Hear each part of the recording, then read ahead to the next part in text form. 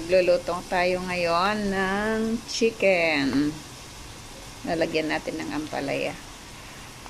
Ayan ang chicken. Ay, may dugo-dugo gangs pa. Pinakuluan ko na yan. Tapos, ito naman yung ampalaya. Galing sa freezer.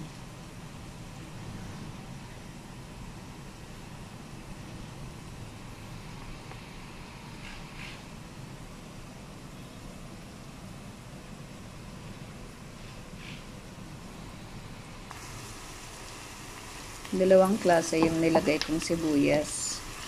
Isang kulay red, tsaka isang kulay puti.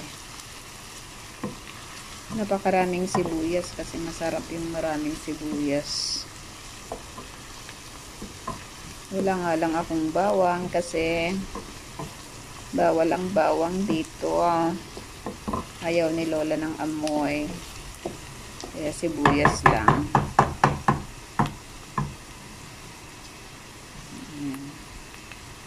Itong sandok na ito ay galing pa ng Italy. Pasalubong ng apo kay Lola nung namasyal doon.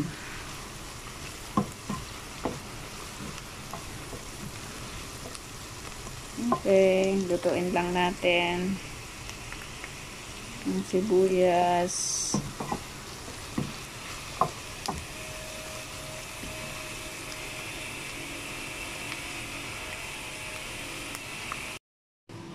Ito naman yung mga kamatis na ilalagay ko.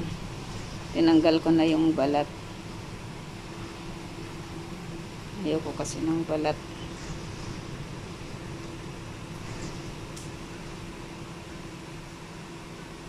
Nalagay natin mamaya pagka naluto na yung sibuyas.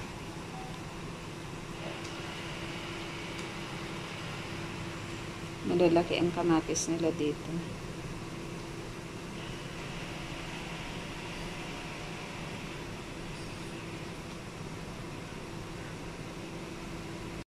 Ayan, nailagay na rin natin yung kamatis.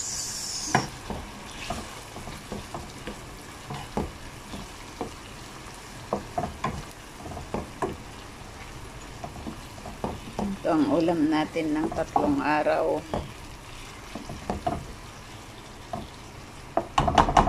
Yan, nakabilang na yan.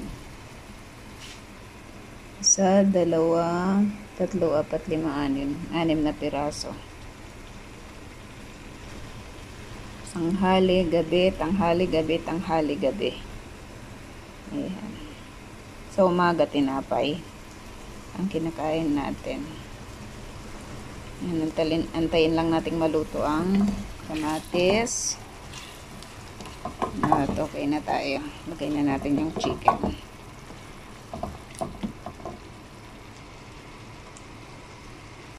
Ito na ang kamatis. Nilagyan na natin ng paminta.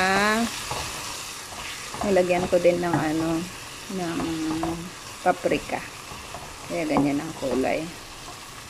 Tapos ilagay na natin ang chicken. Ayan, nilagay na natin.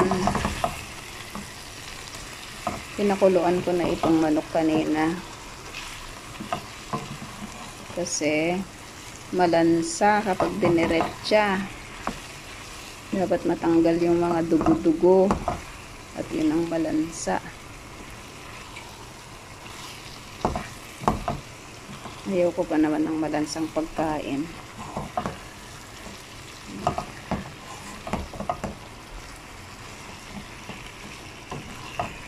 Ito na ang ating pagkain. Lutuin lang natin yung chicken. Tapos ilagay na natin yung ampalaya. Okay. Lagyan natin ng tubig. Ayan, ilagyan natin ng tubig. At gusto ko yung medyo maanghang. Kaya lalagyan natin ng sili. Isa lang ang nilagay ko at baka maanghang siya.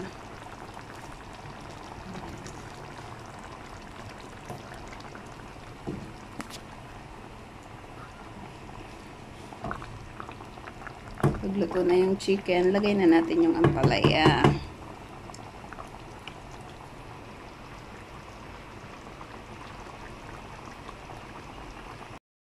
Ayan, nailagay na po natin ang ampalaya. Galing sa freezer. Lutuin lang natin ng konti pa.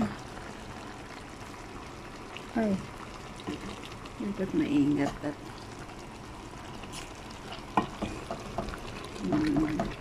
mga chicken ay luto na siya. Patuloy lang natin.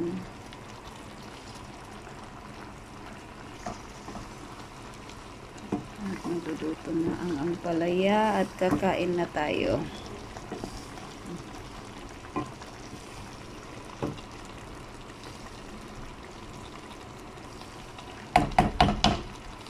Okay. Ito na ang ating chicken ampalaya.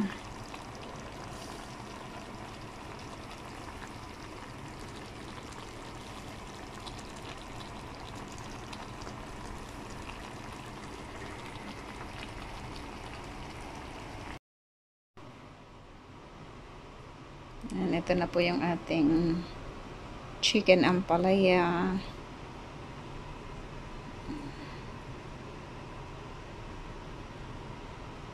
Luto na siya.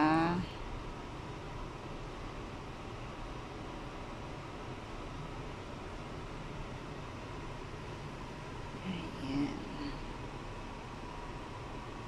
Salamat po sa panonood. Hanggang sa muli. Bye!